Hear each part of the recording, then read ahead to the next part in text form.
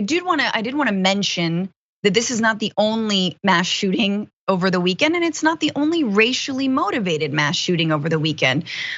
So in California, at an Asian church in Orange County, there's 1 dead and 5 injured.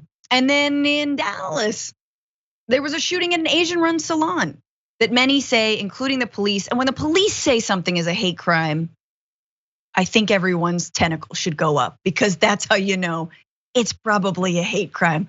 The police are not the first to admit that something is racially motivated. The police often love to apprehend, especially in the Buffalo case, white shooters, not with guns drawn, very calmly, even though they're still armed. Just for context into how these mass shootings play into the broader state that we're in this country when it comes to these mass shootings. The Buffalo shooting is the 198th mass shooting in this year, in 2022, with just over 19 weeks into the year. That averages out to about 10 attacks a week. And again, a mass shooting is 4 or more people shot. So yeah, almost 200, 10 in a week, 10 mass shootings in a week, 10 shootings where more than 4 people were shot. Absolutely insane. There was a Grand Central Market in downtown Los Angeles. There was a shooting there.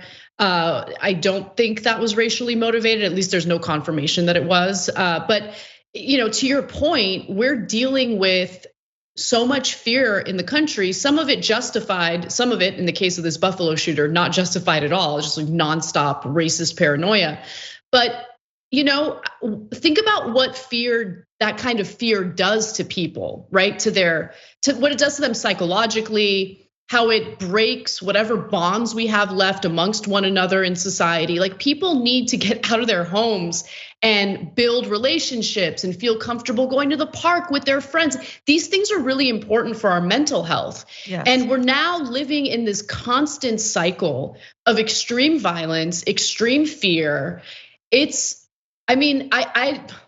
can't imagine what it's like to needlessly lose a family member thanks to a random act of violence. And we happen to live in a super violent country that's swimming with guns and very little common sense regulation. Like, I've put my cards on the table. I'm not in favor of banning guns. Like, I think the Second Amendment is what it is. I actually support law-abiding citizens owning guns for whether they think it's self-defense or a hobby, like going to a shooting range or hunting. I think people who are law-abiding citizens who have gone through a background check and do not serve as any kind of threat to public safety should have the right to bear arms, right? Mm-hmm. But people have been brainwashed into thinking closing certain background loopholes, like the gun show loophole, is somehow one of the biggest Second Amendment violations imaginable.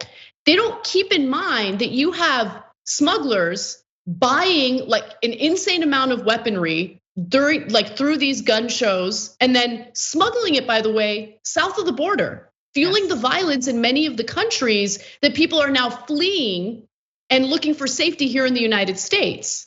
And so it has caused so many problems, not just within our borders, but also south of the border, also in other countries. It is a huge problem, and we need to get real about it. They call it the Iron River, actually. I interviewed Ian Grillo, the Iron River of guns going from the United States down through Mexico and into Central America, doing the exact things that you said that they did. I did want to note, this shooter did acquire his gun legally. He passed his background check. However, it was an assault rifle that he then doctored in order to be able to be shootier. I'm sorry, I think that's the technical term. And so for me, I agree with you. I do think responsible gun ownership is a thing. I do think that actually freedom does come with certain limitations. Here we are in a moment, we're taking away the right to choose, which, by the way, under Roe v. Wade was actually quite limited in a lot of ways and in a lot of instances and in a lot of states. So the idea of you having to lock your gun up at a gun range and only use it in certain areas makes all the sense in the world to me, to say nothing of, in my opinion, what should be an assault ban, an assault weapons ban. But of course, Not through this Senate. Not gonna happen.